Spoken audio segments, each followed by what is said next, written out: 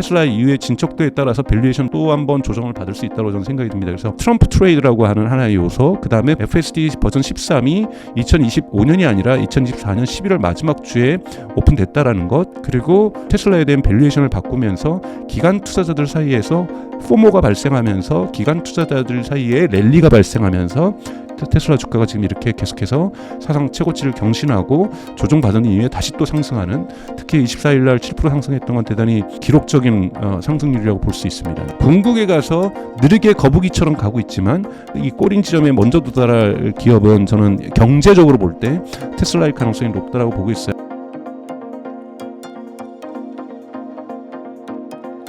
안녕하세요. 인터뷰 진행을 맡은 카프카입니다. 오늘은 강정수 박사님 모시고 테슬라와 AI에 대해서 이야기 나누어 보도록 하겠습니다. 박사님 안녕하세요. 안녕하세요. 네, 간단하게 인사 부탁드립니다. 제가 이제 자주 나와서 저를 모르시는 우리 성전길 TV의 시청자분은 안 계실 것 같은데요.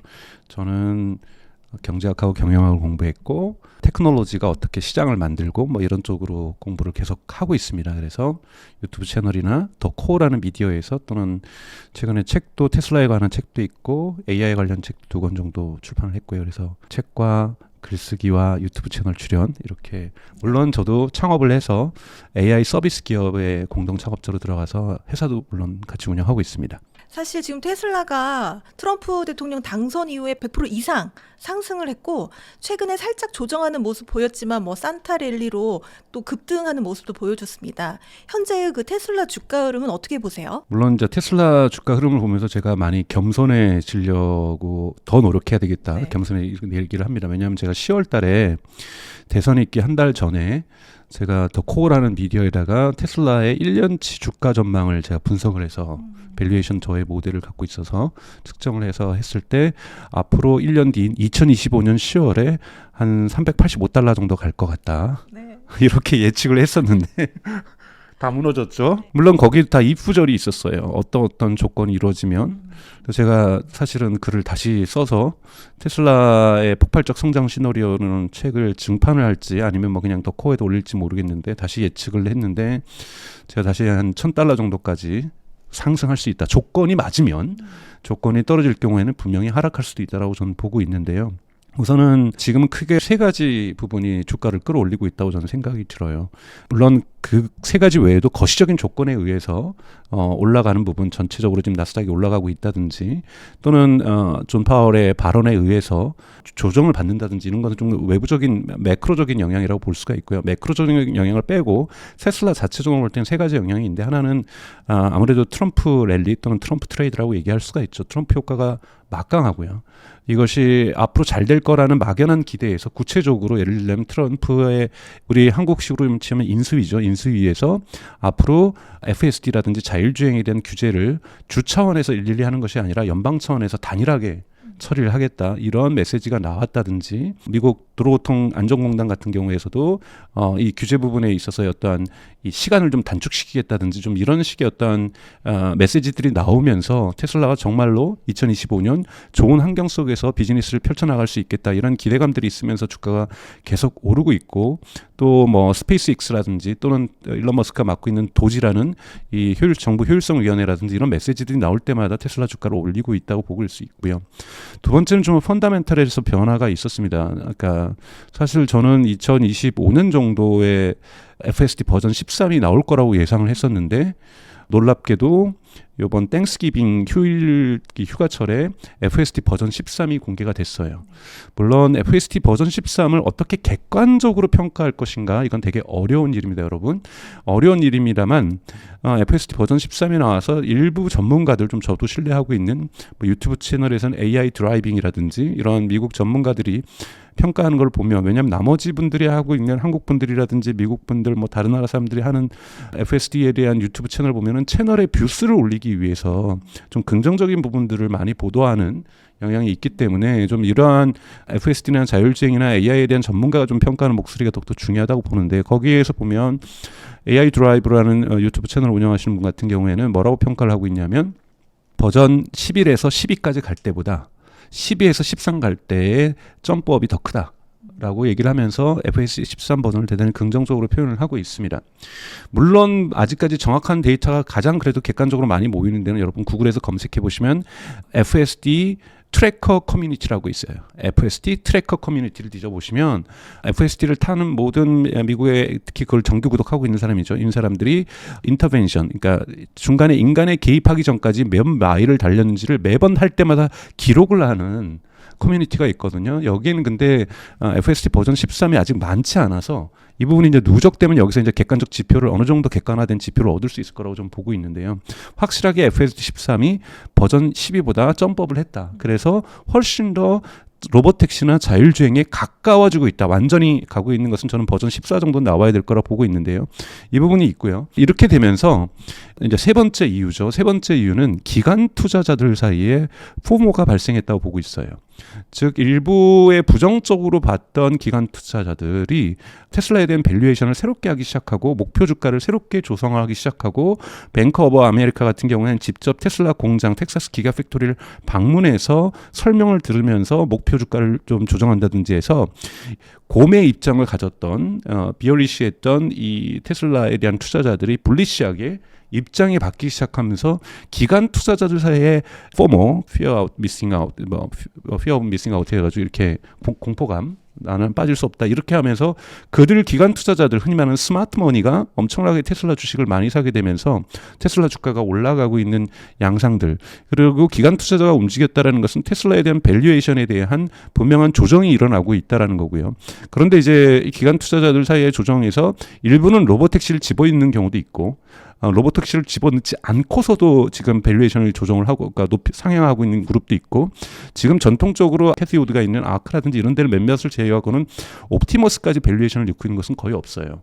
그렇기 때문에 충분히 테슬라의 이후의 진척도에 따라서 밸류에이션 또 한 번 조정을 받을 수 있다고 저는 생각이 듭니다. 그래서 이 세 개, 트럼프 트레이드라고 하는 하나의 요소, 그 다음에 FSD 버전 13이 2025년이 아니라 2024년 11월 마지막 주에 오픈됐다라는 것, 그리고 많은 기관 투자자들이 밸류에이션을, 테슬라에 대한 밸류에이션을 바꾸면서 기관 투자자들 사이에서 포모가 발생하면서 기관 투자자들 사이에 랠리가 발생하면서 테슬라 주가가 지금 이렇게 계속해서 사상 최고치를 경신하고 조정받은 이후에 다시 또 상승하는, 특히 24일 날 7% 상승했던 건 대단히 기록적인 상승률이라고 볼 수 있습니다. 네.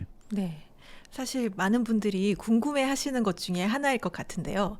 지난번 출연하셨을 때 네. 테슬라가 이제 $400가 넘어가면 일부 매도하겠다라는 이야기를 하셨었는데, 네, 맞아요. 네, 어떻게 매도하셨나요? 그러니까 제가 사실은 그 얘기를 성경길 TV에서 처음으로 얘기를 했어요. 그러고 나서 모든 유튜브 채널마다 댓글에 한 두 분인가 세 분이 그러는 거예요. 너 팔았니? 팔았니? 안 팔았니? 이런 댓글을 계속 남기셨는데, 그때 제가 분명하게 여러분 이 방송의 전 방송을 찾아보시면 제가 조건을 달았습니다. 펀다멘탈이 변하지 않고 트럼프 트레이드로, 트럼프 랠리로만 계속해서 오를 경우에는, 물론 주가라는 것은 기대치 곱하기 수익률이라고 한다라면 기대치만으로 지나치게 오를 경우에는 저 같은 경우는 한 25%를 매도를 할 생각이었었어요. 한 번도 테슬라를 제가 주식을 산 이후에 매도를 한 적은 한 번도 없습니다. 올라도 내려도 계속해서 매달 저는 정액으로 테슬라 주식을 샀었는데요. 그런 결심을 했었는데, 물론 이제 저도 겸손해져야 된다고 아까 전에 말씀을 드렸던 것처럼 저희 예상치보다 더욱더 빠르게 올라가고 있고, 하지만 저는 FSD 13 버전이 대단히 되게 중요해졌다고 생각하는 이유가 펀다멘탈의 변화라고 저는 생각이 드는데요. 물론 그렇다고 해서 앞으로 2025년 뭐 좀 이따 설명하겠지만 테슬라의 주가 조정이 없느냐, 가능성이 없느냐면 저는 가능성은 있다고 저는 생각이 들어요. 근데 FSD가 대단히 중요해진 건 뭐냐면, 이제 사실은 내년 되면은 사실은 메가팩의 매출도 엄청나게 늘어날 거고, 여기에서 수익률도 높아지고, 즉 ESS 산업이죠. 그리고 테슬라의 신차가 나오게 될 경우에는 조금의 어려운 조정 국면은 저는 통과할 거라고 봅니다. 그건 뒷부분에 설명을 드리겠습니다만, 테슬라를 평가하는 가장 중요한 잣대가 FSD로 이동했다라는 것, 저는 이건 주식을 평가하고 기업을 평가하고 제가 이 주식을 살 것인지 말 것인지, 이 기업이 앞으로도 계속 성장할지 말 건지가 거의 단일 기준으로 수렴되기 시작하고 있는데, 그 기준이 FSD라는 거죠. 이런 부분에서 저는 FSD에서의 진척이 그것도 테스트만 되는 것이 아니라 사람들에게 배포가 됐다라는 것은 큰 의미를 갖고 있다고 생각을 해서 팔지 않았습니다. 네. 네. 많은 그리고, 분들의 네, 궁금증이 해결되셨길 바랍니다. 네네. 그리고 물론 이제 많은 분들이 얘기를 하시면서 강정수는 기업은 잘 얘기하는데 주식은 얘기하면 젬병인 것 같다. 저 맞습니다. 여러분 제가 주가를 정확하게 단기 주가를 예측할 수 있는 것이 아니고 저는 저의 이제 테슬라의 그 폭발적 성장 시나리오를 보신 분은 알겠지만 밸류에이션 모델을 좀 나름대로는 구축을 했고 이거에 따라서 이제 밸류에이션을 기업 평가를 하고 있는데요. 이러한 것들에서 할 수 있는 것들에도 저는 제한적이지만 그때도 제가 말씀을 드렸지만 제2의 흔히 말하는 2025년으로 저는 예측을 했습니다. 2025년에 최고치를 갱신할 가능성은 매우 높다라고 제가 썼는데 그것이 2024년 12월로 당겨질 거라고는 예상을 저도 못했던 건 맞습니다만 제가 책에서 일관되게 제가 그 당시 테슬라 주가 $150, $140, $160 이거 할 때 책을 썼고 책도 그때 출판이 됐죠. 그때 나오면서 제가 반드시 2025년에는 이 최고치를 경신하면서 제2의 전성기를 맞게 될 거라고 제 책에서 썼던 것처럼 전성기가 올 거라는 거는 저는 의심하진 않아요. 그런데 이제 너무 지나치게 포모라든지 사람들의 일종의 어떤 심리적 투자가 집중될 경우에는 펀더멘탈이 그것에 받쳐주면서 갈 경우에 문제가 없지만 그것이 무너질 경우에는 일시적인 큰 조정을 좀 받을 수가 있는 것이 걱정이 되고 또 그것에 대한 가능성이 점점 높아진다고 봤던 것이 저의 지난번 그러한 판단을 했던 저의 고민의 배경이라고 말할 수 있습니다. 네, 네, 알겠습니다. 네. 최근에 공화당 내부에서 일론 머스크가 하원 의장을 맡아야 된다라는 그런 주장이 나왔어요. 사실 이게 현실성이 가능한 일인가요? 아니죠. 불가능하죠. 우선은 의원에 당선이 돼야 되고요. 일론 머스크는 제가 말씀을 드렸던 것처럼 대단히 목적형 인간입니다. 목적을 위해서 수단을 바꾸는 사람이죠. 자기의 목표를 지금 이루는 단계에 있어서 트럼프나 공화당이 맞다고 생각을 하는 거고 물론 이런 부분에 변화가 있죠. 왜냐하면 여러분 아시는 것처럼 테슬라라는 기업 또는 스페이스X라는 기업은 오바마 정부의 많은 지원을 받으면서 초기 성장을 어려운 국면들을 통과했었고 일론 머스크의 전기를 읽어보면 지난 선거 때는 바이든과 트럼프가 대결했던 선거에서는 바이든을 찍었다라고 얘기를 하고 있어요. 그러나 그 이후에 이루어지고 있는 특히 우크라이나와 러시아의 전쟁 그리고 바이든 행정부에서의 대중국 정책이라든지 또는 바이든 행정부에서 전기차에 대한 지원 정책에서 포드나 GM을 편애하는 정책이라든지 스페이스X에 대한 어떤 발사 인허가 부분에서의 과거의 패러다임에 그대로 젖어 있는 부분에서 스페이스X를 발전하는 속도와 규제의 어떤 틀들이 불일치하면서 나타나는 갈등들 그리고 FSD에 대한 이러한 부분의 갈등들이 하면서 민주당과 점점 멀어진 거고요. 그러면서 이것을 해결해 주겠다는 공화당의 메시지 그러면서 원래는 일론 머스크가 이제 정치 사상적으로는 요즘 실리콘밸리의 효과적 이타주의라고 얘기를 할 수 있죠. 오픈 AI의 초기 멤버였던 일리아 슈츠케버 지금은 슈퍼 인텔리전스라고 하는 창업을 해서 AI를 연구하고 있는 사람인데 이 효과적 이타주의는 계속해서 기술이 인류를 행복하게 해줄 수 있다. 하지만 기술에는 문제점이 있다라고 얘기를 하는 쪽이라고 한다면 일론 머스크가 요즘 거기에서 입장을 바꿨죠. 정치적 입장도 바꿨지만 효과적 가속화주의라고 해서 무조건 기술을 빠른 속도로 진화시키는 것이 인류에게 행복과 부와 가치를 만들어낼 수 있다. 이런 입장을 바뀌고 있는 거고 그와 함께 팔란티어를 공동 창업했고 페이팔을 만들었던 피터 틸이라든지 또는 호로위츠라든지 실리콘밸리의 대단히 큰 손이죠. 이런 사람들이 전반적으로 민주당에서 공화당으로 옮겨가게 됐던 것. 즉 민주당의 패러다임이 아니라 민주당은 빅테크의 성장, 실리콘밸리의 성장에 맞는 산업 패러다임을 바꿀 생각이 전혀 없지만 공화당, 특히 트럼프가 이 콜을 받은 거죠. 콜이라고 받으면서 이들의 정책과 함께 미국을 새롭게 만들겠다라고 얘기를 하면서 지금 공화당과 함께 열심히 일을 하고 있고 트럼프와 함께 열심히 일을 하겠다는 의지를 보내는 건데 이것이 일론 머스크 스스로가 정치권에 뛰어든다. 이거는 저는 어불성설이라고 생각이 들었고 일부에서는 일론 머스크가 다음 대통령이 된다는 주장도 하시는데요. 전혀 자신의 목적을 위한 이거는 수단을 넘어서는 거죠. 그러기도 하고 미국 헌법상으로도 일론 머스크는 대통령이 될 수 없죠. 미국 헌법은 미국에서 출생을 한 자만이 대통령의 피선거권을 갖게 되는데 일론 머스크는 여러분 아시는 것처럼 남아프리카 공화국에서 태어났기 때문에 미국에서 이것 때문에 헌법 바꿀 일은 거의 없습니다. 그러니까 그렇고 굳이 이것을 하원 의장이 아니래도 충분히 효과를 낼 수가 있는데 굳이 하원 의장을 할 필요는 없고요. 물론 지금도 벌써 일론 머스크에 대한 질시와 어떤 갈등들, 이해관계 충돌들이 공화당 내에도 발생하기 시작하고 있죠. 그래서 워싱턴 DC에서 지나치게 일론 머스크가 목소리를 많이 갖고 있다는 것은 민주당뿐만이 아니라 공화당의 하원 의원과 상원 의원 사이에서 나오다 보니 이런 부분들을 갖다가 조정하고 뭔가 좀 더 가속화시키기 위해서, 왜냐하면 모두가 일론 머스크가 하고자 하는 이런 트럼프 행정부 내에서 법을 바꿔야지만 가능할 수 있는 일이기 때문에 법을 신속하게 바꾸고, 이 신속하게 바쁜 걸 집행해내기 위해서는 결국은 정치권 내에 뛰어들어야 된다라는 이러한 요구사항을 얘기하는데, 이거는 저는 정치권이 스스로가 풀어야 될 문제라고 보고 있고요. 오히려 그 방향과 계획들을 방향을 제시하고 그 제시한 방향을 실행하는 쪽에 일론 머스크의 재능이 있다라고 저는 보고 있기 때문에 하원 의장을 굳이 할 이유는 전혀 없다라고 보고 있습니다. 네. 네. 사실 일론 머스크의 이 정치적인 리스크는 계속 조금 제기가 되고 있는 이야기인데요. 이 지금 국가효율위원회 수장을 맡고 있는데 이 트럼프 2기를 효과적으로 이끌어 나갈 거라고 보시나요? 리스크는 어떻게 보시나요? 리스크는 다양한 갈등이 있습니다. 여러분, 뭔가를 변화시키려는 사람들은 변화를 반대하는 사람들과 충돌할 수밖에 없는 거죠. 왜냐하면 변화가 무조건 옳은 것도 아니고 변화를 막겠다라는 것이 무조건 잘못된 것은 아니잖아요. 뭐 그 중간쯤에 진실이 있을 수도 있고요. 변화를 하려는 사람들은 기득권 세력하고 엄청나게 싸워야 됩니다. 그래서 개혁이 사실은 되게 쉽지 않은 건데요. 우선은 일론 머스크가 효율성위원회에서 예산을 줄이면 두 가지 부분에서 줄일 수가 있습니다. 하나는 고위직 공무원들의 인력 감축. 그러면 당연하게 고위직 공무원들은 그만큼의 권력을 가지고 있잖아요.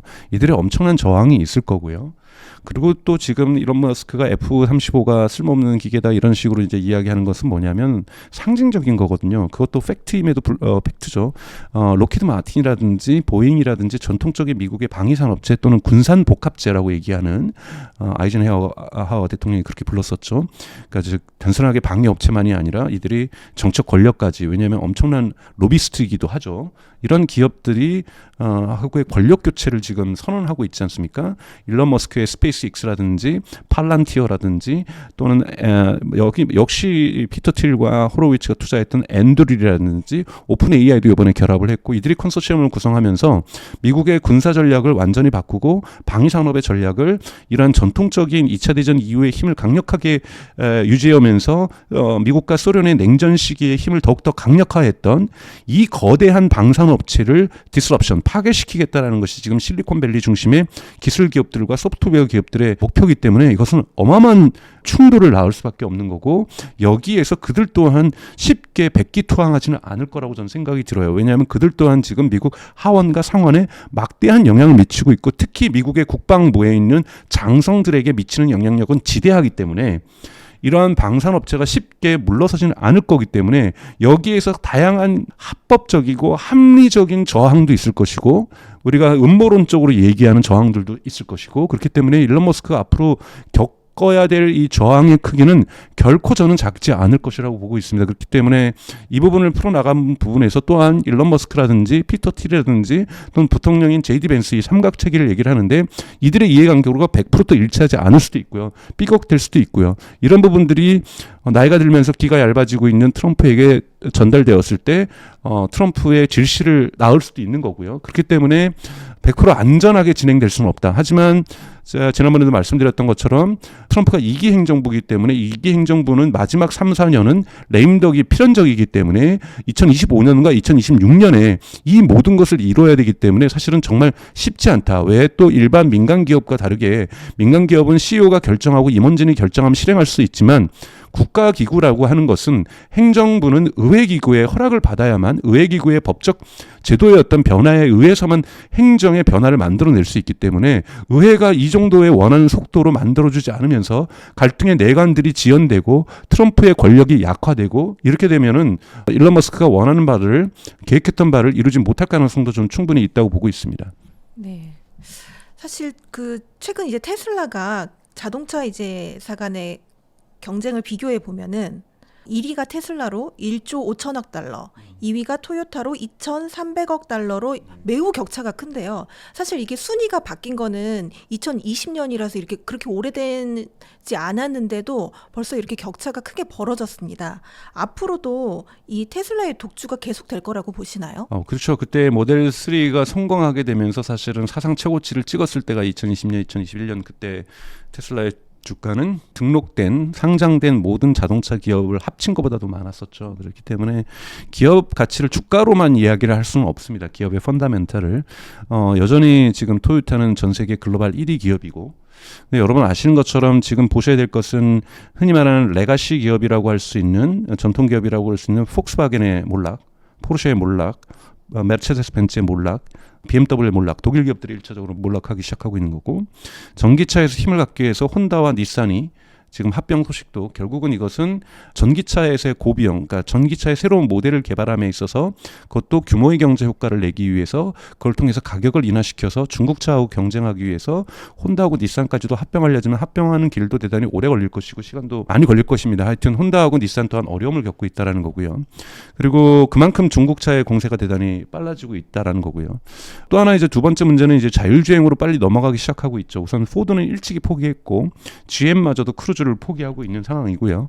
사실은 지금 현대 기아차마저도 여러분 보셔야 될 건 현대 기아차는 자율주행에다가 적지 않은 금액을 다양하게 투자를 하고 있습니다. 가장 최근에 투자한 것은 아마존에서 인수한 캐나다의 자율주행 셔틀버스죠. 죽스라는 부분에 현대도 공동 투자를 했죠. 현대는 웨이브라든지 영국 기업입니다. 또는 모바일 아이 이스라엘 기업이라든지 이런 대형 국제 기업들에게도 자율주행 투자하지만 한국에도 투자를 하고 있지만 현대차 스스로가 자율주행을 테스트 계속 해보면서 기술을 발전시키고 있지 못하다라는 거예요. 이거는 현대기아차는 조금 있으면 크루즈처럼 GM의 크루즈처럼 자율주행을 포기할 가능성 또한 있다라고 저는 생각이 들어요. 그래서 전 자율주행의 시장의 완성도가 이제 한 95%에서 98%까지 왔다라고 보고 있고요.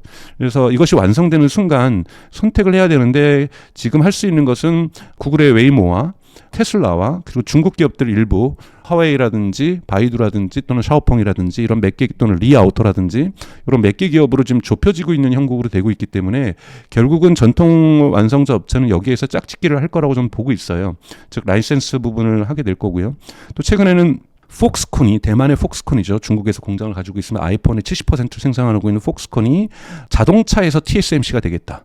라는 선언을 통해서 인도네시아에라도 공장을 짓고 있고 인도에도 공장을 짓고 있고 지금 미국에 있는 공장은 기존에 있는 공장을 인수해서 2025년부터는 양산에 들어가기 시작합니다. 그래서 화이트 레벨로 누구든지 우리가 네이버를 위해서도 차를 만들어줄 수 있고 소카를 위해서도 만들어줄 수 있고 카카오를 위해서도 차를 만들어줄 수 있는 이러한 화이트 레벨 개념, 즉 TSMC처럼 엔비디아의 반도체를 만들어주고 아마존의 뭐 반도체를 만들어주는 것처럼 이런 식 개념을 지금 하고 있겠다라는 것이 폭스콘이고요. 폭스콘의 등장도 대단히 큰 의미를 가질 수 있고요. 왜냐하면 중국 기업이 아니기 때문에 규제하는 데는 물론 대단히 제한적일 수밖에 없다고 좀 보고 있어요. 그래서 폭스콘의 등장, 중국 기업의 어떤 축소들로 이 등장들 그리고 그 다음에 FSD 등 자율주행 등 이런 패러다임 변화에서 저는 기성 자동차 업체가 올곧은 모습으로 망가지지 않은 상태에서 살아남는 기업은 손가락 안에 들 것이고 예를 들면 토요타는 저는 노키아라든지 모토로라 같은 운명에 처할 수 있을 가능성이 매우 높다라고 보고 있어요. 그런 부분에서 몰락의 가능성들을 가져가고 있고요. 그나마 현대기아차가 대단히 올해 실적이 좋았음에도 불구하고 현대기아차는 여러분도 아시는 것처럼 12월에 비상경영체제를 선언했습니다. 그만큼 현재는 좋지만 미래에 대한 전망을 위해서는 지금 허리띠를 졸라매야 되는 상황이라고 현대기아차의 임원진들이 파악을 하고 있다라는 거고 이렇게 비상경영체제로 갈 정도로 내년도 전망 좋지 않게 보고 있고 또 가까운 미래에 2026년, 27년 자동차 시장의 경쟁 재편이 이제 전기차에서 자율주행과 소프트웨어로 바뀌는 부분에 대해서 대단히 두려워하고 있습니다. 이렇기 때문에 이런 모든 부분에 테슬라가 앞서가고 있고요. 그래서 테슬라는 아까 말씀드렸던 것처럼 FSD로 모든 것이 집중되고 있는 시기 우리의 투자의 판단도 이런 부분에서 이 부분은 엄청난 격차를 가지고 있고요. 또 하나 자율주행까지 끼리의 경쟁으로 볼 때 웨이모는 지금 테슬라보다 훨씬 더 자율주행 기술이 앞서 있는 것은 현재로서는 분명합니다. 제가 보면 웨이보는 거의 뭐 99% 정도에 와 있다라고 볼 수가 있죠. 일주일에 15만 건의 결제가 이루어지고 있고요. 유료 결제가 이루어지고 있고 그리고 내년부터는 도쿄에서도 이제 테스트에 들어가게 됩니다. 이렇게 도시를 계속해서 확장하고 있고요. 근데 이런 부분은 이 규모의 경제를 이뤄내기가 어렵습니다. 도시별로 HD 카메라로 도시를 지도를 새롭게 만들어야 되고 또 하나는 차량마다 거의 20만 달러에 가까운 레이더나 라이다의 이러한 장비들이 만들어지는 고급 차량에 의해서 특수 차량에 의해서만 제한돼서 움직일 수 있다라면 테슬라 같은 경우에는 완성도에 이르는 그 100%에 이르는 시간은 웨이모보다는 늦을 수는 있어도 한 번 오르게 되면은 대단히 모든 차량에서 대규모적으로 해결해야만, 그러니까 대규모적으로 적용될 수 있는 규모의 경제를 효과를 이룰 수가 있기 때문에 판도가 완전히 바뀔 수가 있기 때문에 저는 궁극에 가서 느리게 거북이처럼 가고 있지만 이 꼬린 지점에 먼저 도달할 기업은 저는 경제적으로 볼 때 테슬라일 가능성이 높다라고 보고 있어요. 아직까지 테슬라 같은 경우는 FSD13 같은 경우에는 기술적 한계가 있습니다. 비보의 좌회전이라든지 유턴이라든지 이런 데서는 점수가 거의 만점 가까이 올라가고 있지만 아직까지는 앰뷸런스가 온다든지 이런 부분에서는 10점 만점에서 4점대를 기록하고 있거든요. 그러니까 이러한 해결해야 될 부분이 많아요. 웨이모는 구글의 웨이모는 그렇다고 해서 앰뷸런스가 왔을 때 해결하냐? 아니야. 그때는 웨이모는 원격 조정으로 들어갑니다. 근데 테슬라를 원격 조정을 하면은 이론적으로 700만 대를 원격 조정할 수는 없는 일이거든요. 거기 엄청난 인력이 필요한 거고 이것은 있을 수 없는 일인 거고 여러분 아시는 것처럼 바이두 같은 경우에도 이런 엣지 케이스라고 하죠. 특수 케이스에서는 인간이 원격 조정을 하고 크루즈도 원격 조정을 하고 있었고 웨이모도 원격 조정 팀이 있습니다. 그러니까 엣지 케이스를 원격 조정으로 해결하고 있는데 테슬라는 이 부분도 해결을 해야 돼요. 그래서 여러분 FSD 13 영상 보시면서 너무 좋다고 하지 거기 당연하게 앰뷸런스 오는 거는 촬영하다 의도도 못할 뿐더러 그런 부분들은 안 내보내는 거죠. 근데 지금 현재 가장 해결하지 못하는 것이 앰뷸런스 부분이에요. 그러니까 구급차가 발생하거나 특수 상황이 발생했을 때 인간은 유연하게 여기에 대해서 위기 상황에 대처할 수 있는데 이 부분은 아직 학습량 자체가 적습니다. 학습량 자체가 적기 때문에 그것도 도로 사정마다 다 달라야 되잖아요. 진짜 좁은 도로에서도 인간은 어떻게든지 벽에 1cm라도 다가가면서 조금씩 다가가면서라도 길을 만들어주려고 노력하잖아요. 그런 부분들이 아직 자율주행에서 완전히 되고 있지 않기 때문에 이런 특수 케이스들, 엣지 케이스라고 하는데 이런 부분들을 빠른 속도로 해결해 나갈 거라고 저는 보고 있고요. 이 부분들이 내년도 2025년 텍사스에서 테스트에서 이런 부분들이 많이 검증될 거라고 보고 있습니다. 네. 테슬라가 그 로보택시를 이제 텍사스에서 출시를 준비한다는 뉴스를 봤는데요. 구체적으로 지금 이걸 위해 협의하고 있는 내용을 혹시 아시는 게 있으신가요? 여러분들 뉴스 통해서 보셨겠지만 오스틴 시 당국하고 TF팀을 구성을 해서 중간에 사고가 났을 경우에 어떻게 응급 조치를 들어갈 것인지부터 시작해서 아까 말씀드렸던 엣지 케이스의 발생 시 엣지가 발생했을 때 즉 예측하지 못했던 예를 들면은 일방통행 도로가 들어갔는데 갑자기 공사 중이라든지 일방통행 도로를 들어갔더니 갑자기 사고가 난다든지 또 중간에 총기 사고가 날 수도 있고요. 정말 사람은 예상할 수 없는 우리가 도로에서 예상할 수 없는 것들이 생각보다 많이 있을 수 있거든요. 특히 그것도 나라마다 도시마다 문화가 달라질 수가 있으니까요.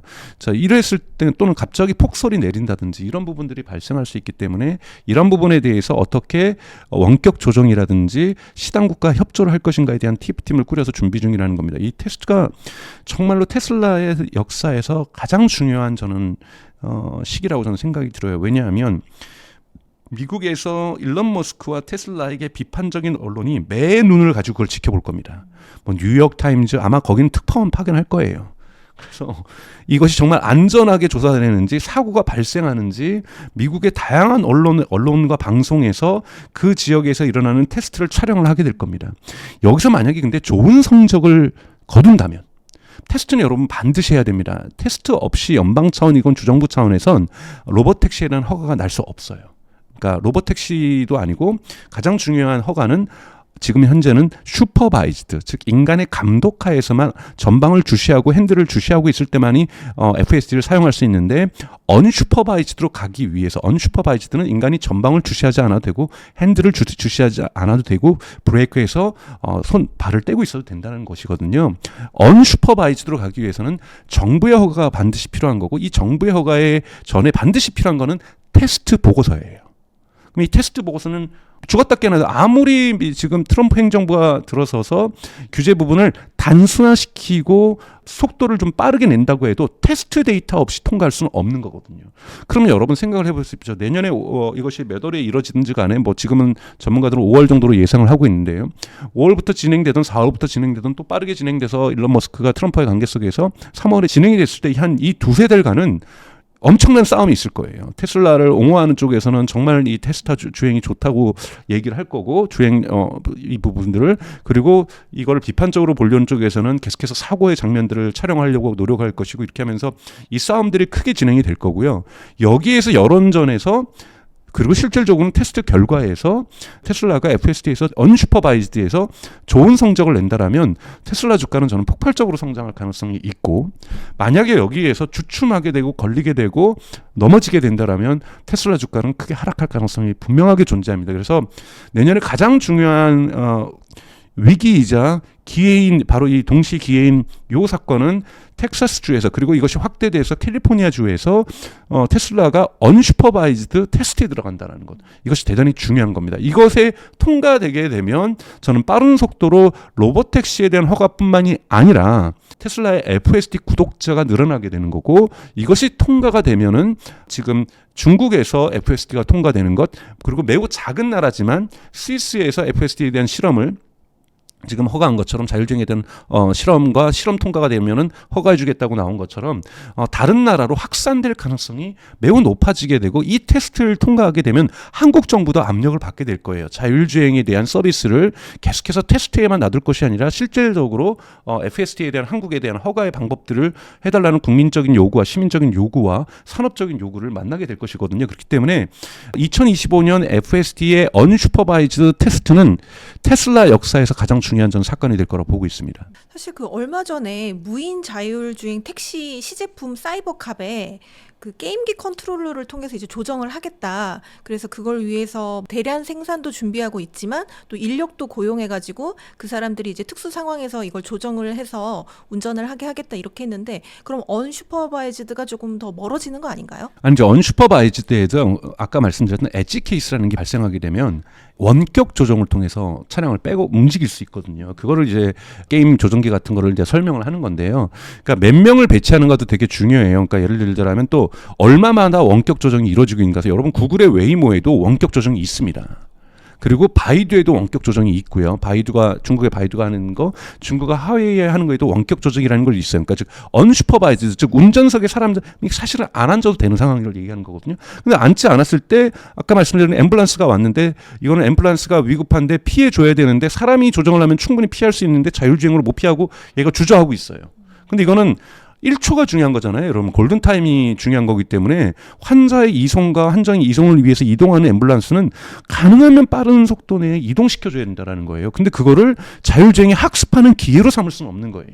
그럴 경우에는 원격 조정을 통해서라도 그것을 빨리 다르게 배치시켜줘야 되는 문제가 발생할 수 있습니다. 그래서 그러한 원격 조정에 대한, 그런데 그 원격 조정도 분명하게 케이스 스터디가 들어가게 될 거고, 그 케이스 스터디를 통해서 학습과 조정이 이루어지겠죠. 그래서 원격 조정 없는 테스트는 없습니다, 여러분. 테스트 기간에는, 특히 테스트 기간에는, 근데 웨이모라든지 크루즈는 테스트 기간이 아닌 실용 기간에서도 실제로 사용하는 케이스도 원격 조정이 있는 거고요.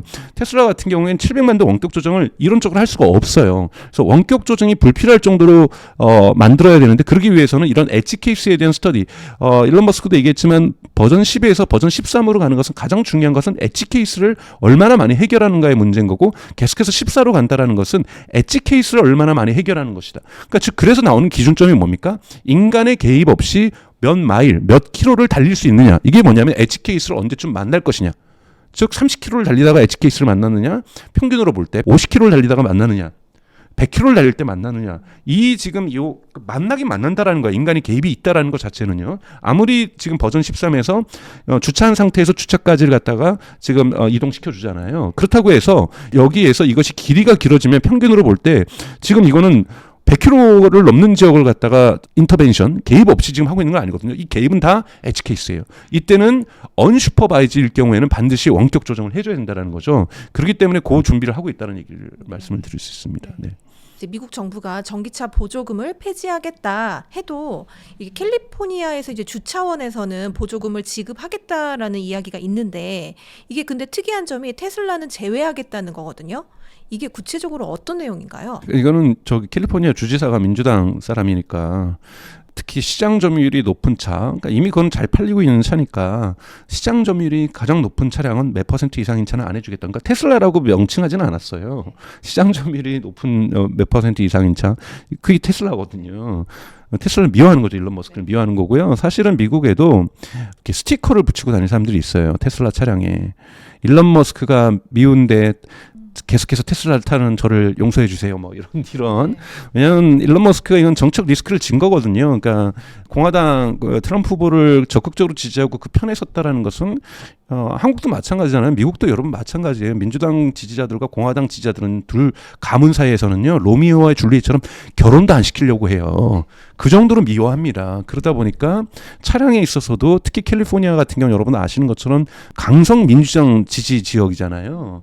여기에서 당연하게 이 정서가 반영이 되는 거고, 그러다 보니까 감정적으로 지금 나오는 거죠. 그러다 보니까 일론 머스크도 그럼 나는 이건 인세인 미친 짓이다라고 이제 비난을 하고 있는 거고, 아마 테슬라는 법적 소송을 갈 거예요. 그러니까 또 트럼프가 한 발 더 나섰잖아요. 지금 캘리포니아에게만 주어져 있는 예외적인 환경 규제 조치, 자동차 규제 조치도 없애버리겠다. 이런 식으로 지금 연방 정부하고 지금 주정부하고 갈등 국면까지 가게 되는 시발점을 사실 캘리포니아 주지사가 지금 발언을 한 거고요. 아직 실행 단계는 아닐 거예요. 왜냐하면 이런 건 위헌 소송도 갈 수가 있는 거고요. 특정 자동차 업체를 잘 팔린다고 해서 배제한다. 이건 저는 충분히 위헌 소송을 갈 수도 있는 부분이라고 저는 생각이 들어요. 근데 여기서 이제 반영되고 있는 것은 뭐냐면 사람들이 이념 소비 여러분 합니다. 이념 소비하고요. 여러분 가치 소비라는 걸 하잖아요. 나는 이러이러한 가치를 갖고 있는 기업은 소비하고 더 소비하고 비싸더라도 이러이러한 가치를 가지고 있는 기업은 나는 나에게 필요하더라도 쓰지 않겠다라고 결정하는 사람들이 존재하는 것은 분명하게, 물론 소비자 100%가 그런 건 아니지만 소비자 중에 일부 중에 있습니다. 이거는 일론 머스크가 이번에 감내한 거예요.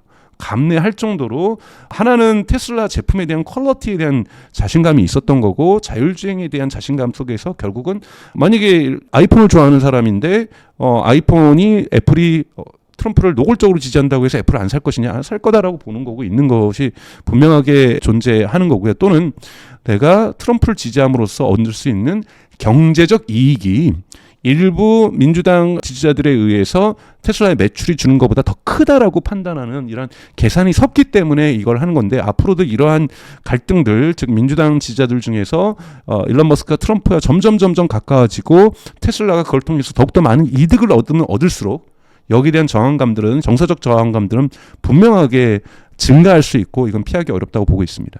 이러한 움직임들이 궁극적으로 테슬라의 기업 가치에 영향을 얼마나 미칠까요? 그러니까 미치죠. 부정적인 영향을 미치고, 일부 전문가들은 테슬라 주가를 갖다 그래서 숏을 하기도 했죠.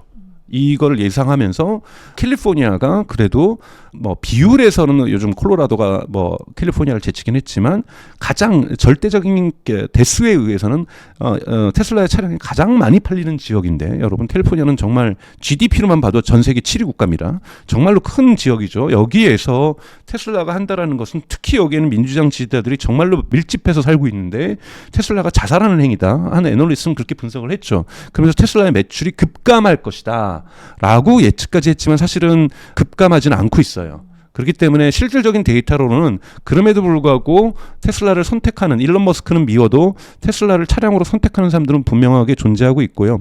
이 부분은 일론 머스크가 볼 때는 뭐라고 얘기를 했냐면 2024년 올해 7월에 자율주행이 되는 FSD가 잘 되는 차량은 스마트폰이고 안 되는 전기차건 내연기관은 피처폰이다. 결국은 스마트폰 사게 되어 있다.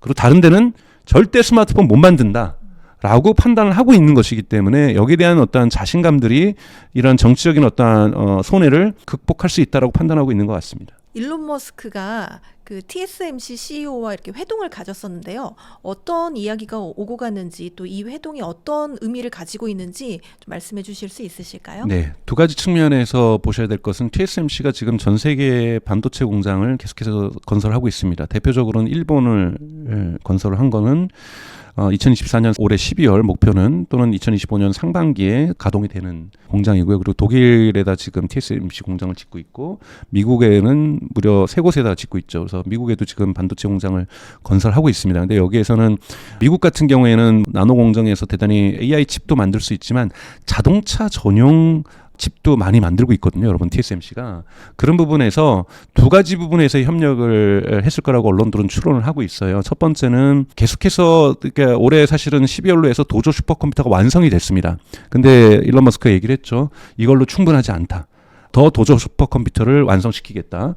그래서 지금 X.AI가 계속해서 투자를 받고 있고, 최근 12월에도 60억 달러를 더 투자받는 이러한 것들, 그리고 이 대부분은 다 데이터 센터를 짓는데 들어가고 있죠. 그런데 X.AI에서는 이제 그록이라고 해서 LLM, 거대 언어 모델을 계속해서 발전시키고 있는 거고요. 테슬라 같은 경우는 FSD, 즉 영상학습을 통해 가지고 자율주행 학습을 연결을 하고 있는 거고요. 그리고 이것이 그대로 옵티머스에서 들어가는데 여기에 생각보다 더욱더 좋은 이 데이터 센터가 필요하다라고 보는 거고 슈퍼컴퓨터의 용량을 더 증가시키기 위해서는 TSMC하고 협력이 필요합니다. 왜냐하면 테슬라의 도조 슈퍼컴퓨터는 두 가지로 구성되어 있습니다. 하나는 도조 칩이라고 하는 자체 테슬라가 설계한 칩을 TSMC가 생산을 하고 있고요. 이것을 납품을 받고 있고요. 그 다음에 엔비디아로부터도 납품을 받고 있어요. 그런데 이 납품의 시기를 조정하는 건요, 여러분 다 이 CEO들끼리 만나서 협상을 합니다. 예를 들자면 엔비디아로부터 H100을 받는다든지 블랙에를 추가로 주문해서 선주문을 해서 받는 시기를 정하는 것은 일론 머스크하고 엔비디아의 젠슨 왕이 직접 만나서 협상을 하는 거거든요.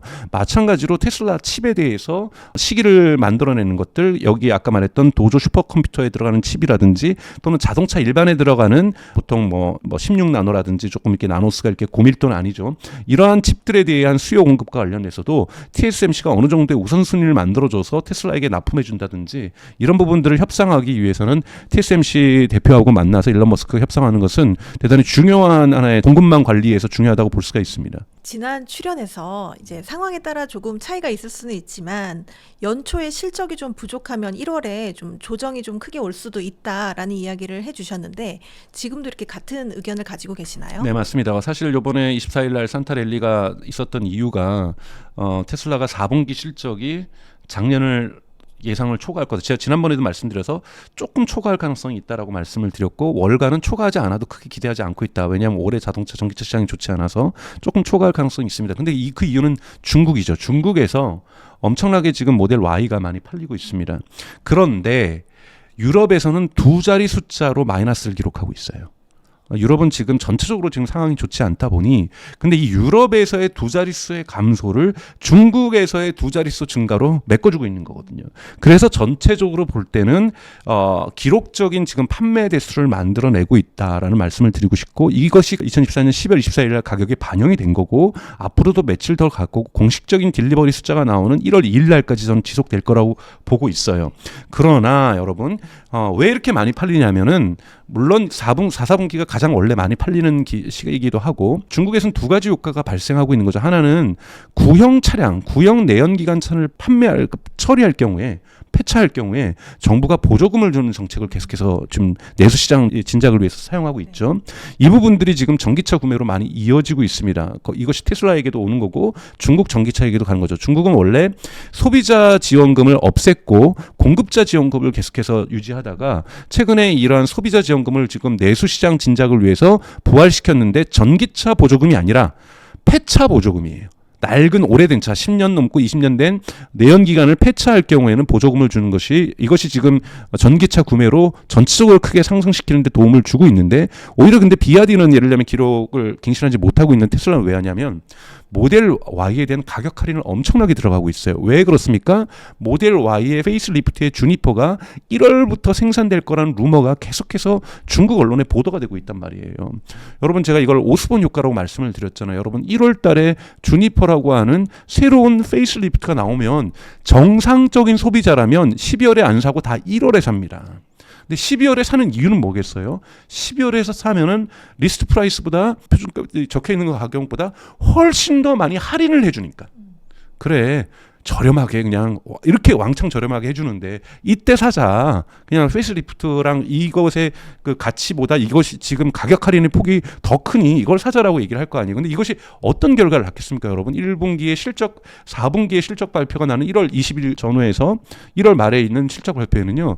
즉 판매 가격이 내려가면 생산 비용도 물론 테슬라는 항상 대당 평균 가격을 내려왔지만 이 폭이 요만큼 내려가는데 판매 가격은 크게 내려가면 이윤율이 줄어듭니다, 여러분.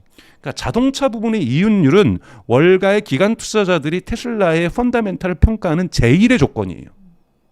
자동차 부분에서 계속해서 수익률을 높여놔. 왜 3분기 끝나고 좋아졌습니까, 여러분? 테슬라 주가가. 테슬라가 3분기 때 평균 단가를 더 많이 낮추면서 각각 평균 생산 비용을 낮추면서 수익률을 높였거든요. 자동차 부분. 전체적으로 늘어나요.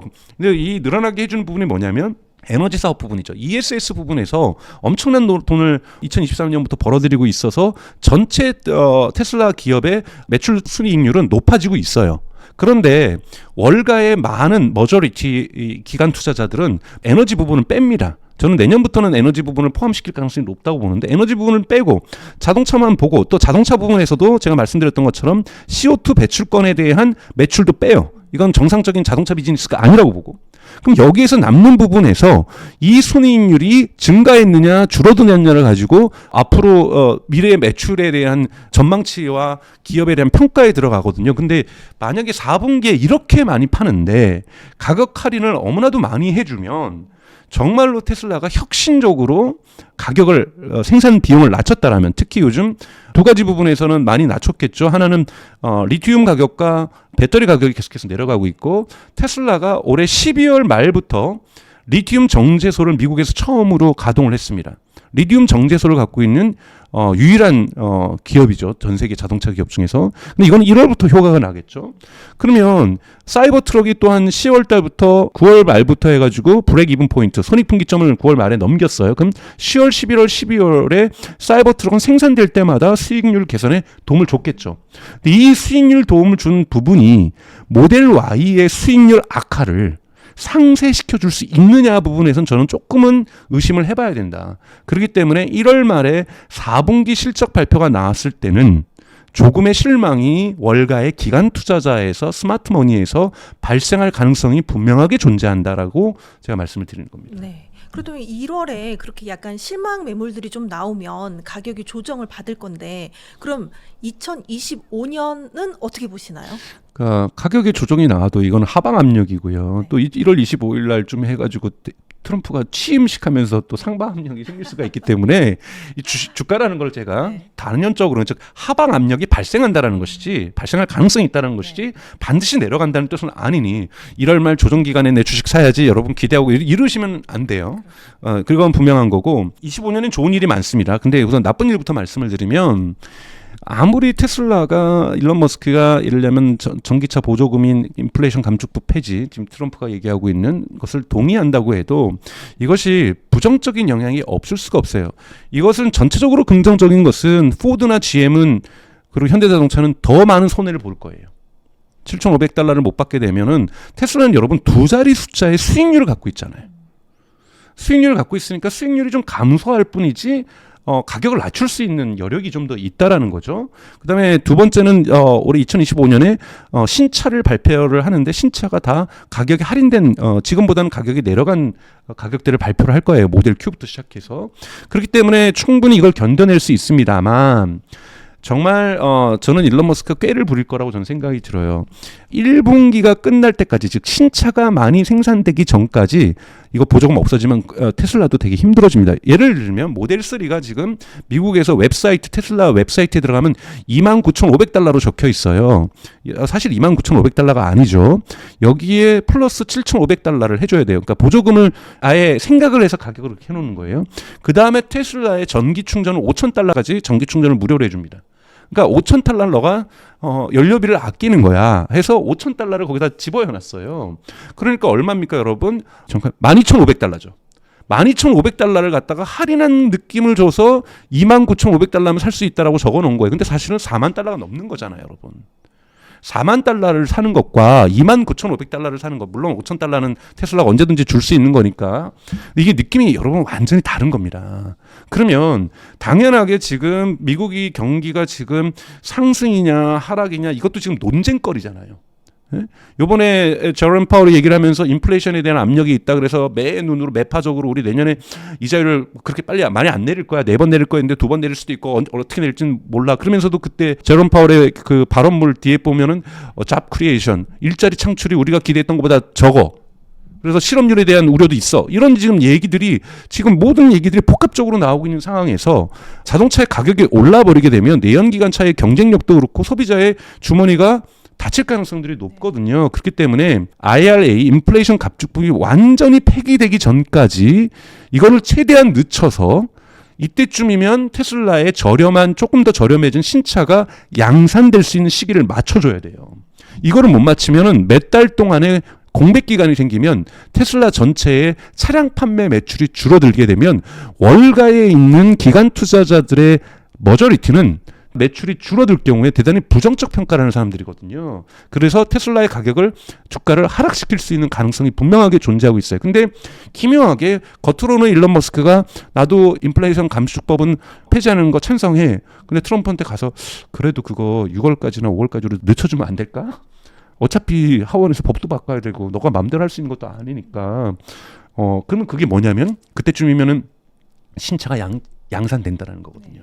그럼 이것에 이 두 가지가 즉 하나가 페이드 아웃 될 때, 즉 인플레이션 감축법에 의한 $7,500 보조금이 페이드 아웃 될 때 새로운 이 그 신차들이 페이드 인 되면서 이 효과가 마주친다라면 큰 문제 없이 테슬라가 계속해서 펀더멘털이 좋을 가능성이 있지만 이 주기가 맞지 않을 경우, 어긋날 경우에는 테슬라도 분명히 길게는 1분기 정도의, 그러니까 한 3개월 정도의 매출에 손해를 보는 시기를 미국에서 경험할 가능성이 있다라고 말씀을 드릴 수 있습니다. 기회는 두 가지입니다. 기회는 두 가지인데요. 가장 큰 기회는 제가 말씀드렸던 텍사스하고 캘리포니아에서 FSD의 테스트죠. 여기에서 성공적인 테스트를 하게 된다면 이건 기회이자 여러분 도전이라고 제가 아까 말씀을 드렸어요. 여기서 뉴욕 타임즈가 막 대서특필하면서 대형 사고 발생 막 특집으로 막 하면서 그 이유는 무엇일까? 제가 보기엔 기자 한 10명은 파견할 거예요. 뉴욕 타임즈는. 그리고 워싱턴 포스트도 한 5명 파견하고 월스트리트 저널 더 버지 이러한 테크 기업 언론도 그렇고요. 아마 텍사스에 바글바글 기자들이 있을 거예요. 그러면서 사건도 다 추적을 할 거고요. 여러 인터뷰를 하기 위한 모든 특집팀도 아마 만들어 놓을 거예요. 자, 여기에서도 이 특집팀이 보기에도 이거는 되게 과감한 도전이었고 정말 박수칠 일이고 인류가 여러분 1년에 전 세계적인 통계입니다만 250만 명이 교통사고로 죽습니다. 이러한 인류의 하나의 질곡의 역사를 끝낼 수 있는 역사적 쾌거라고 만약에 뉴욕타임즈가 쓰는 순간 저는 이 게임은 끝났다고 생각이 들어요. 테슬라는 스페이스X의 그 스타쉽처럼 올라갈 겁니다. 주가는. 그러니까 그럴 가능성이 있죠. 왜냐하면 비판 언론에서도 이걸 긍정적으로 보기 시작했다라는 것은 정말 거침없이, 왜냐하면 다른 레거시 자동차에서는 라이센스 계약을 맺기 위해서 테슬라의 문을 두드릴 거예요. 그럼 우리 예를 들면 현대차에도 FSD 집어넣자, 폭스바겐이 집어넣자, BMW에도 집어넣자, 이런 얘기들을 기업들이 너도 나도 없이 줄을 쓸 거고요. 중국이 FSD 바로 허가 들어갈 가능성이 있고요. 유럽도 FSD에 대한 검토 들어갈 수 있고 한국에서도 들썩들썩거리면서 한국 정부도 바꾸자고 얘기할 수도 있는 거고요. 그러면서 요 시기가 정말로 테슬라에게는 정말 터닝 포인트, 정말 FSD의 터닝 포인트점을 만들어내느냐가 올해 텍사스하고 캘리포니아에서 테스트 기간에 있다. 이런 말씀을 좀 드리고 싶고요.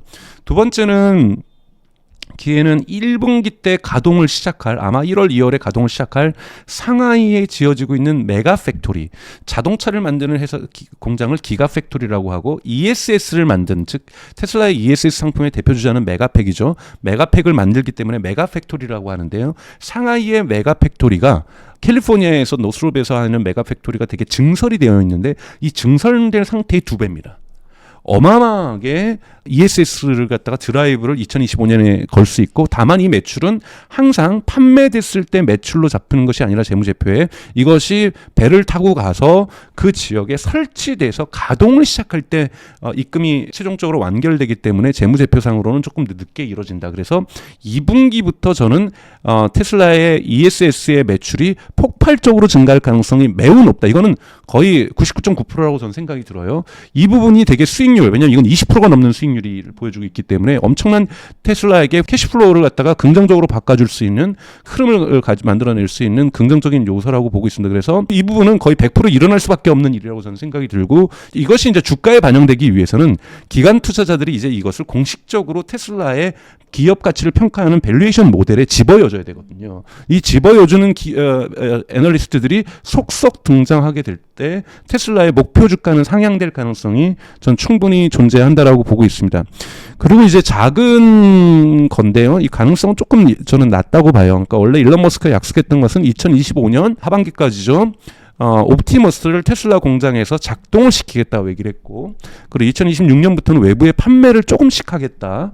목표는 아마 1000대 정도를 갖다가 테슬라 공장에서 가동을 시키는 거예요. 저는 옵티머스의 미래는 믿어 의심치 않습니다. 옵티머스는 특히 휴머노이드 로봇을 비교할 때 뭐 여러 가지 요인이 있어요. 휴머노이드 로봇의 머리를 할 수 있는 AI, 그리고 배터리도 좋아야 되고 구동기도 좋아야 되는데, 이것의 결정체가 뭐냐면 디그리 오브 프리덤이라는 거예요. 자유도 각도라고 하죠. 그래서 인간의 손의 자유도 각도가 28인가 29인가 그래요. 지금 옵티머스가 21인가 22인가 그렇고요. 되게 근접해 있죠. 여러분, 손의 각도가 인간의 손하고 같지 않으면요, 휴머노이드 로봇은 공장에 가서 일 못합니다. 차라리 그냥 로봇 팔이 하는 게, AI 없는 로봇 팔이 하는 게 훨씬 더 편해요. 그러니까 보통 자동차 공장에서 인간의 손이 가장 많이 필요한 데가 뭐냐면 하니스 작업이라 그래요. 전선줄 놓는 거예요. 자동차 안에 물론 사이버 트럭 같은 경우는 그것을 100m로 줄였지만 모델 S에는 2kg가 넘게 전선줄이 들어갑니다. 모든 자동차에 2kg가량의 전선줄 작업이 있어요. 이건 인간 다 손으로 해요. 이거를 만약에 옵티머스가 대체해서 올해 말에 1000대가 아니라 저는 100대만이라도 하니스 작업을 할 정도로, 전기줄 작업을 할 정도로 손의 유연성이 좋아진다라고 한다라면 저는 테슬라 주가는 또 하나의 로켓을 달 거라고 봐요. 왜냐하면 기관 투자자들이 밸류에이션에서 아직까지 옵티머스를 집어넣는 데는 손가락 안에 꼽거든요. 우리 한국에 잘 나오는 예를 들면 뭐 캐시 우드라든지 몇 명의 그 전통적인 그 불리시한 이런 분들은 옵티머스를 밸류에이션에다가 벌써 집어넣고 계시지만, 절대 다수는 옵티머스는 테슬라의 밸류에이션에 아직 들어가 있지 않습니다. 왜? 매출을 내고 있는 것이 아닌데 밸류에이션 집어넣는 것은 엄청난 기대감을 가지고서 하지 않으면서는 할 수 없는 거거든요. 근데 만약에 정말 하니스 작업을 할 수 있을 정도로 DOF가, 테슬라 옵티머스 DOF가 발전을 해서 다만 100대라도 테슬라 공장에 2025년 하반기에 투입이 된다라면 그때부터의 주가의 상승은 또 하나의 로켓 엔진, 또 하나의 스타쉽이 올라간다고 저는 생각합니다. 지금 뭐 AI 전쟁이라는 이야기가 나올 만큼 AI에 대해서 뭐 글로벌 대규모 기업들이 경쟁을 펼치고 있는데요.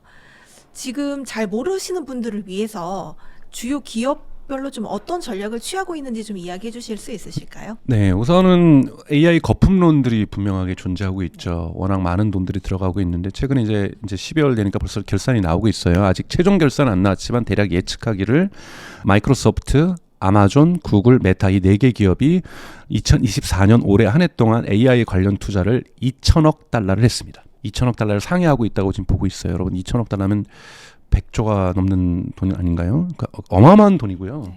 한국 기업들이나, 그러니까 인류 역사상 이렇게 1년 동안 4개 기업이 2천억 달러를 특정 기술에 투자한다. 그리고 2023년에도 했고 2025년에는 올해보다 더 높일 거라는 거예요. 그러니까 어마어마한 돈들이 들어가고 있다 보니 여기에 맞는 매출이 생겨야 되는데, 매출이 언제 생기냐면서 월가의 전문가들은 이거 그러다가 거품 터지는 거 아니야?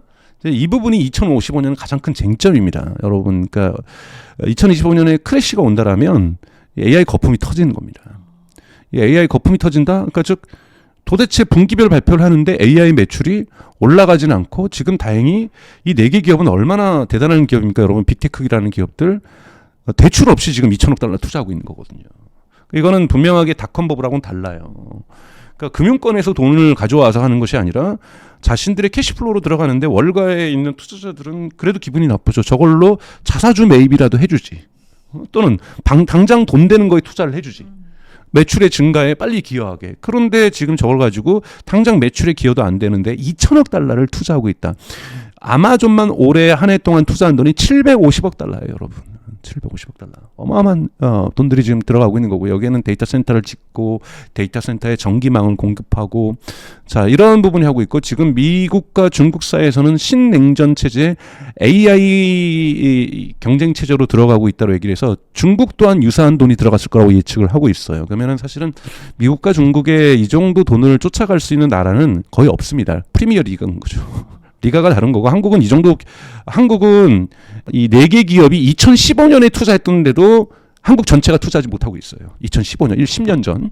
그 정도로 규모가 완전히 사이즈가 달라지고 있다라는 부분에서 AI에 대한 투자가 대단히 크다라는 거고, 사실 이것 때문에 브로드컴이라든지 마이크로 스트래티지라든지 다 AI든 뭐 또는 크립토라든지 이렇게 관련되면서 지금 주가들이 계속해서 올라가고 있죠. 그래서 내년부터는 M7이 아니라 무슨 또 뭐 신조어들이 나오고 있거든요. 브로드컴을 집어여서. 그러니까 나오고 있는데 다 이것이 다 AI에 대한 기대 또는 양자역학 뭐 양자칩에 대한 기대들, 미래에 대한 기대들인데 아직까지 이 AI하고 양자칩이 펀다멘탈에서의 재무제표상에 있어서의 레비뉴, 매출을 만들지 못하고 있다는 부분에 대해서 많은 회의론자들은 걱정을 하고 있는 거죠.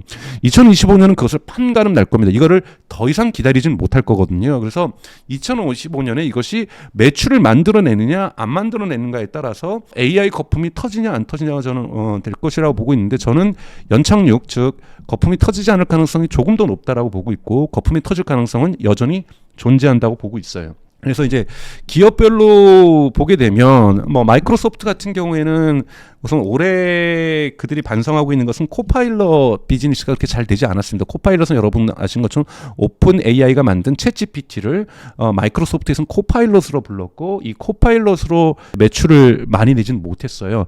다만 AI를 활용하겠다는 기업들이 클라우드 서비스로 오면서 마이크로소프트 애저 클라우드 서비스가 대단히 매출이 폭발적으로 성장한 것, 이것이 이제 마이크로소프트가 지금 성장하고 있는 거고요. 마이크로소프트는 이제 11월에 이제 공개를 했던 다이나믹 365라든지 또는 코파일럿 스튜디오라든지 이런 AI 에이전트 서비스로 가지고 와서 내년에 B2B 매출을 높여내겠다. 그래서 이 B2B 매출이 얼마나 늘어나는지를 마이크로소프트는 좀 봐줘야 될 것 같고요.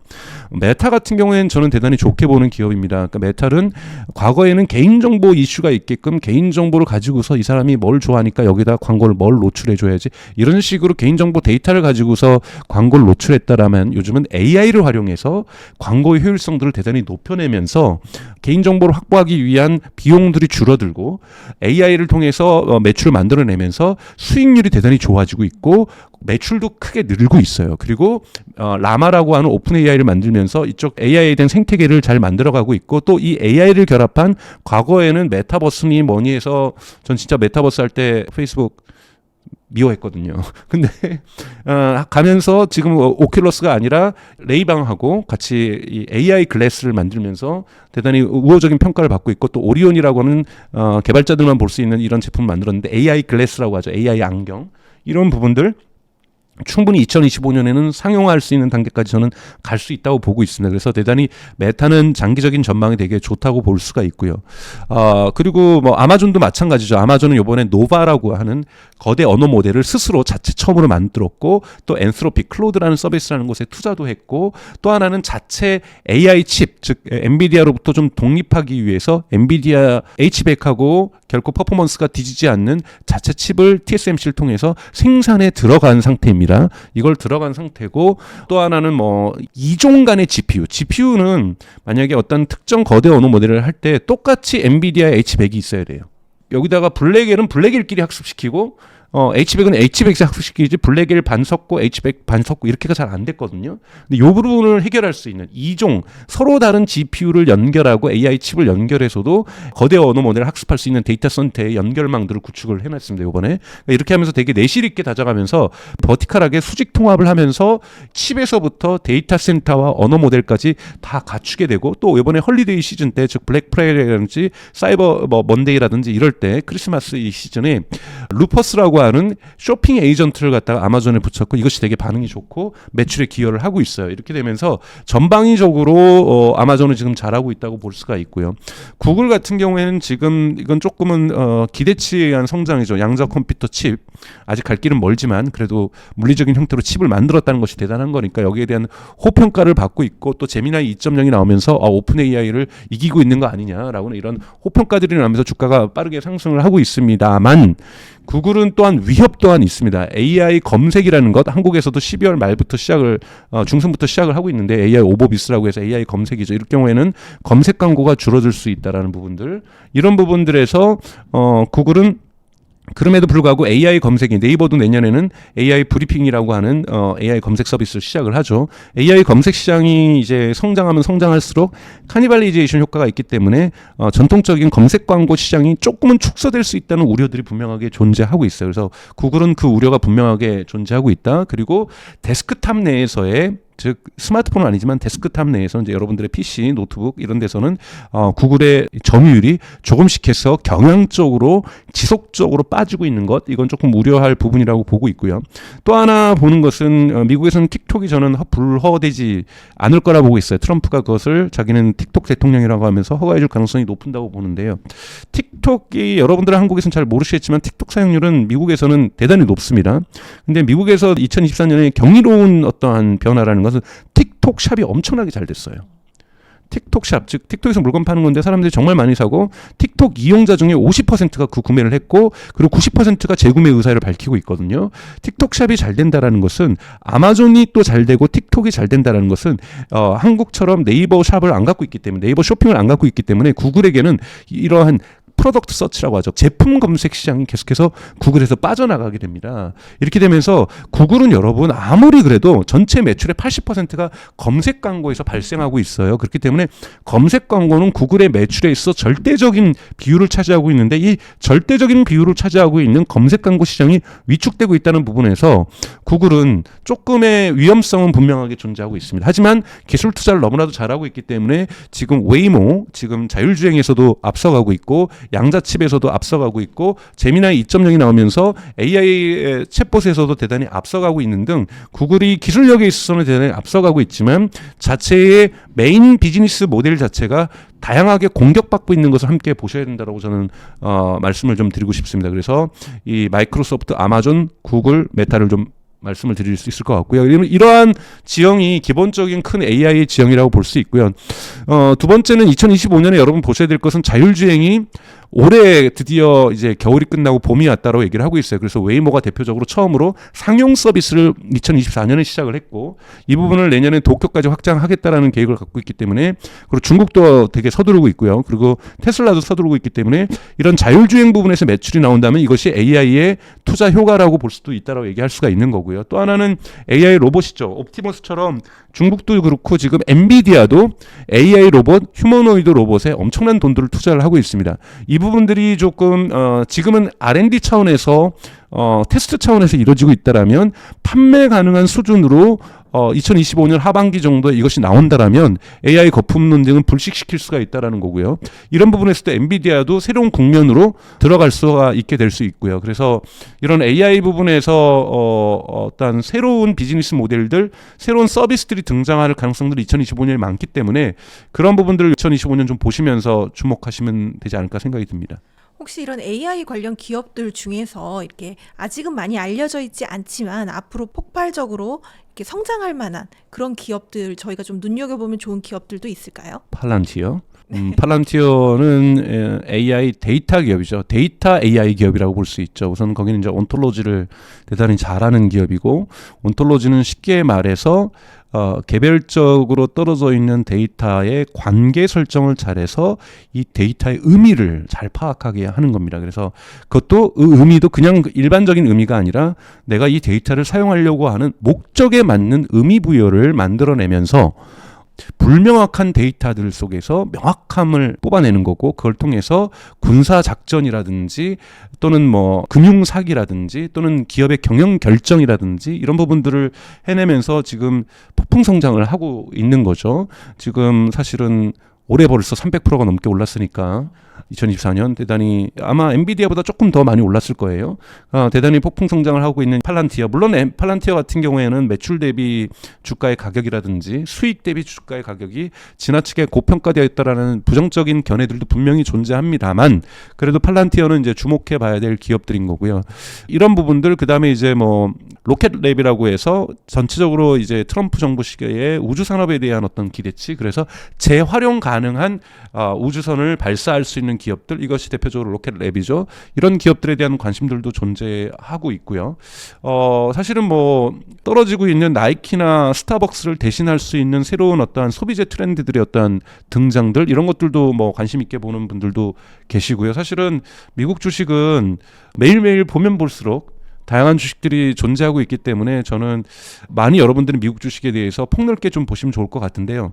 저도 사실은 미국 주식에 대해서 관심이 있기 때문에 포트폴리오를 저는 이제 테슬라하고 팔란티에서 확장을 하기 위해서 계속 보면서 이렇게 몇 군데 투자도 해보고 테스트 차원에서 수익률의 증가율도 보고 있습니다만 지금 이렇게 저렴하게 살 만한 부분은 정말 많지 않다. 그중에 뭐 하나 제가 보는 것은 비바 시스템스라고 해가지고 의료 기업에게 클라우드를 전문적으로 제공해주는 뭐 이런 데도 좀 보고 있고 몇 군데를 지금 계속 보고 있습니다만 워낙 지금 여러분 아시는 S&P 500의 지수가 높은 상태이기 때문에 전체적으로 이 매입하기에는 좋은 시기는 아닐 수도 있다. 뭐 이런 말씀 좀 드리고 싶습니다. 혹시 그렇다면 AI 관련된 기업들을 이제 투자를 할 때 좀 주의해야 될 점들이 있을까요? 주의해야 될 점, 브로드컴 예를 들자면 뭐 저도 훌륭한 기업이라고 생각해요. 브로드컴 여러분 아시는 것처럼 실제로 통신칩, 모뎀칩 이런 거 만들다가 ASIC라고 하는 이러한 특수 주문형 지금 AI 칩을 설계를 하면서 주가가 올라가고 있는 거고 애플이 여러분 올해 애플 인텔리전스를 갖다 5월달에 발표하면서 프라이빗 클라우드를 만들겠다. 프라이빗 클라우드라는 것은 뭐 어려운 말이 아니라 클라우드망을 만드는데 우리 기업만 쓰겠다. 국방부 프라이빗 클라우드면 국방부만 쓰겠다. 애플 프라이빗 클라우드는 애플만 쓰겠다. 똑같은 클라우드 시스템이지만 여기에 들어갈 칩을 브로드컴에게 설계를 맡기겠다. 그전에는 어디다 맡겼습니까? 애플이 ARM에다가 맡겼죠. ARM에다가 주로 설계를 맡겼었는데 애플이 쓰는 칩들은 이제는 M1, M2, M3, M4 이런 것들은 애플이 직접 설계하기 시작하고 있는 거고 그리고 데이터 센터를 구축을 해보진 않았으니까 이제 데이터 센터에 들어갈 수 있는 칩을 엔비디아 거를 바로 쓰는 것이 아니라 브로드컴을 통해서 TSMC를 통해서 생산하겠다. 그러면서 이제 브로드컴의 주가가 계속해서 올라가고 있고요. 또 하나는 이제 여러분 브로드컴이 장점은 스타링크에 있는 우리가 인터넷을 쓰기 위해서는 안테나가 필요하거든요. 여기에 들어가는 칩을 브로드컴이 생산을 합니다.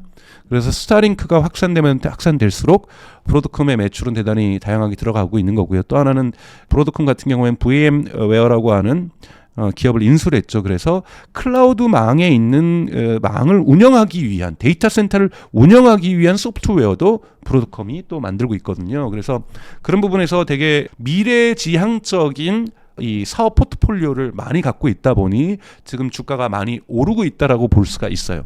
자, 미래지향적이라는 이 기대치가 주가를 올리는 것은 저는 매우 타당하다고 보고 있지만 실제로 이것이 수익률을 얼마나 기록하면서 매출을 기록하는 것은 2025년에 지켜봐줘야 된다는 거죠.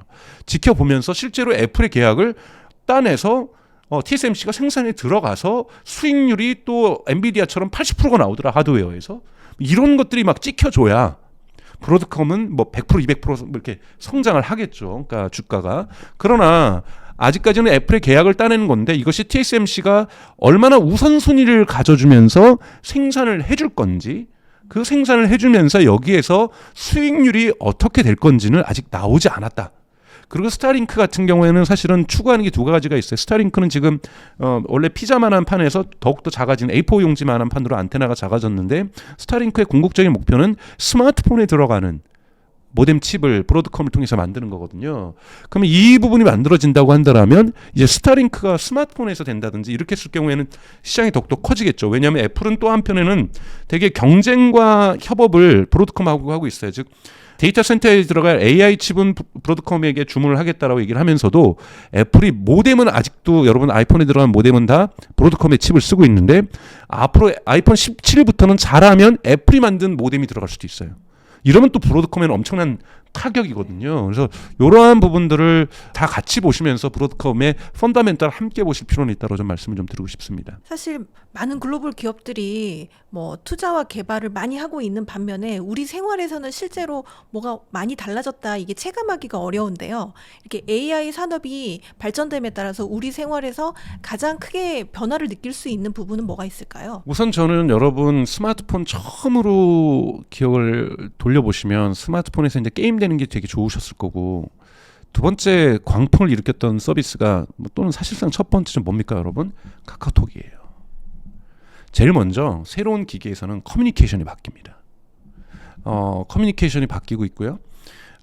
그거를 이제 서비스죠. 즉 고속도로가 지금 인프라 만들고 있는 거잖아요. 그 서비스 중에 제일 먼저 달렸던 차가 카카오톡이고 사실 카카오톡도 카피캣이죠. 모방했죠. 왓츠앱이라고 하는 것을 모방을 했고 사실 해외에서도 그런 서비스들이 나오면서 이 모바일 메시징 서비스가 전통적인 통신사가 하는 문자 서비스를 돈 주고 하던 거에서 완전히 판을 바꾼 거잖아요.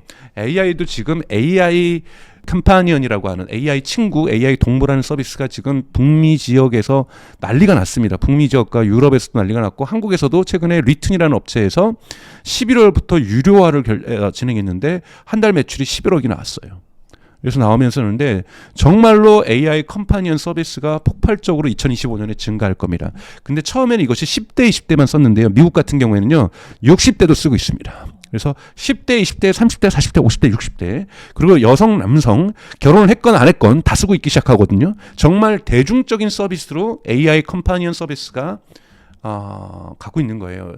정말 현대사회의 가장 큰 특징들 자본주의가 발전할수록 외로움이 정말 모든 곳에 스며들고 있는 거고 이것이 결혼을 했던 안 했던 파트너가 있건 없건 외로운 건 여러분 동의하실 거잖아요. 그러니까 이러한 부분이 있는 것처럼 외로움이 스며들고 있고 여기에 동무가 있는 거고 그리고 저는 정말 중요하다고 봐요. 친구가 없으면 세상에 무서울 게 없다고 얘기를 하잖아요.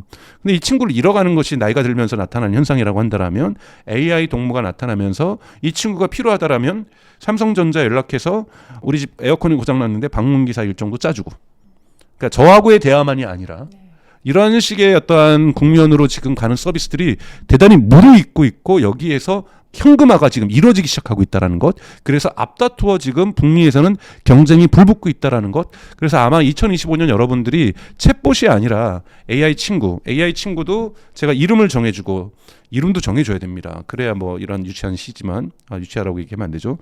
이름을 불러줘야만 의미가 되는 것처럼 이름도 불러지고 메모리 기억도 좋아지고 저의 모든 걸 기억하는 이런 친구들이 2025년에는 되게 중요한 서비스로 여러분에게 다가올 거라고 보고 있습니다. 저는. 뭐 단순히 친구를 넘어서 이제 개인 비서의 역할을 하게 그렇죠. 되는 거네요. 그걸 이제 에이전트라고 얘기도 하는 네. 것도 하고요. 네. 네, 오늘도 이렇게 너무 유익한 이야기를 많이 해주셔서 너무 감사드리고요. 마지막으로 저희 또 성공의 진심인 구독자분들께 한 말씀 부탁드립니다. 네, 여러분 2024년 지내는 동안 많이 힘드셨을 거라고 저는 생각이 들어요. 앞으로 뭐 한국 사회 지금 겪고 있는 것들이 경제적으로나 사회적으로나 쉽지 않은 시기를 저희가 통과하고 있는데요. 이럴 때일수록 지치지 마시고 공부해야 되고 그럴 경우에 계속해서 성찰하시면서 내년 2025년에는 성공적인 투자도 하시고 사회적으로나 경제적으로나 한국 경제가 한국 사회가 좀 더 좋아지는 걸 기대해 보면서 올해 마지막 방송이겠죠. 저도 여기 출연이 마치고 내년에 또 더 환한 모습으로 찾아뵙도록 하겠습니다. 네, 감사합니다. 고맙습니다. 네.